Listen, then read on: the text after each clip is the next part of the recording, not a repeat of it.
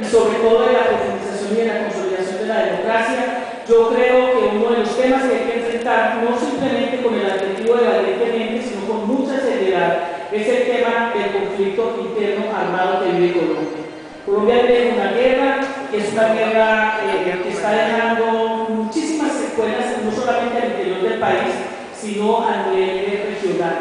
Problemas, además, porque solo hecho del nombre conocer que hay una guerra en el país ya entran a dificultades como, por ejemplo, la aplicación del derecho internacional humanitario o también procesos que cada vez más también se profundizan en el país, como es el terrorismo de Estado. Y yo creo que ustedes han oído hablar del tema de los falsos positivos, que hablando en términos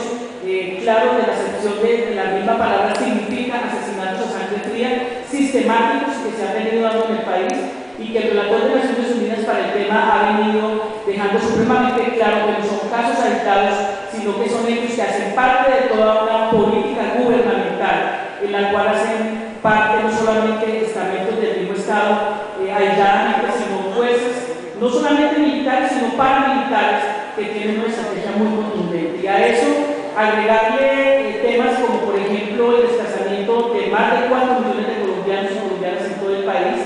que ha tenido como consecuencia la apropiación de casi 6 millones de hectáreas de tierras de campesinos y campesinas en manos no solamente del paramilitarismo y del narcotráfico, que es también su auxiliador, sino en manos de empresarios colombianos y empresarias colombianas que sin ninguna ética y sin ninguna responsabilidad frente al país y frente a las crisis que se están viviendo, se han apoderado de las mismas para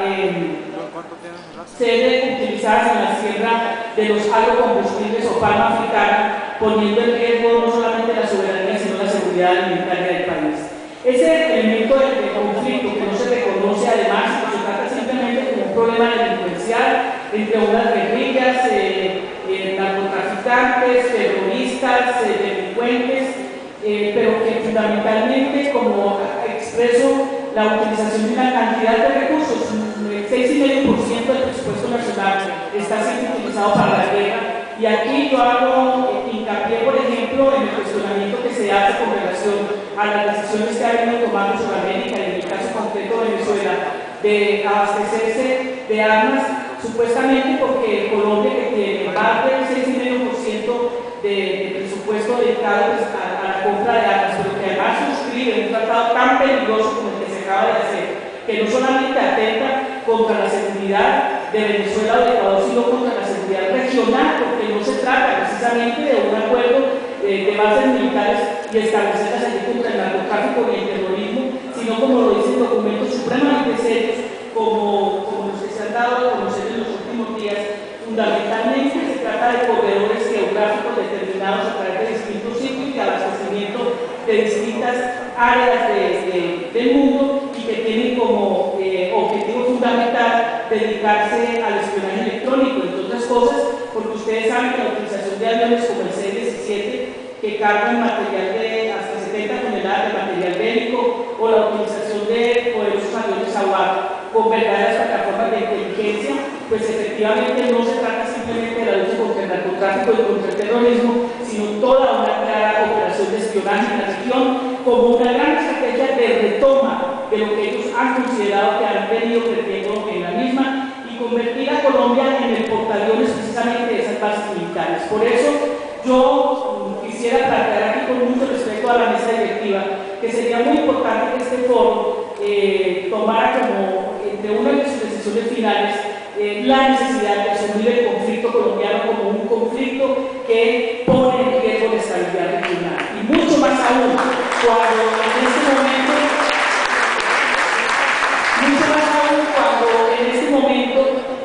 lo dice el argentino Juan Gambetto Caprián, que conoce muchísimo a Colombia, que ahora, entre otras cosas, ha sido asesor de relaciones exteriores de algunos ministerios, hizo parte de uno de los centros más importantes de investigación de la Universidad Nacional. Y el profesor Caprián, en un informe que acaba de entregar, termina diciendo con un argumento supremamente poderoso lo siguiente, que da cuenta de la preocupación de los científicos sociales, de los investigadores, de la cada vez más preocupante no explicación del establecimiento de las bases militares en el país. En ese abro comillas, si es cierto que Colombia ha sido tan exitosa en desmantelar a los paramilitares, a las FARC, al ELN, si ha avanzado tanto en la erradicación de cultivos ilícitos, si ha encarcelado a la mayoría de los jefes del narcotráfico, entonces, ¿qué explica tener más bases norteamericanas? Esta es la primera razón de atención y perplejidad de la región. Eso lo dice Juan Gabriel Caquián, que es un estudioso, además de los temas colombianos y del tema del conflicto y del tema regional. ¿Yo qué quiero significar con esto para cerrar el argumento? Quiero significar que en primer lugar el tema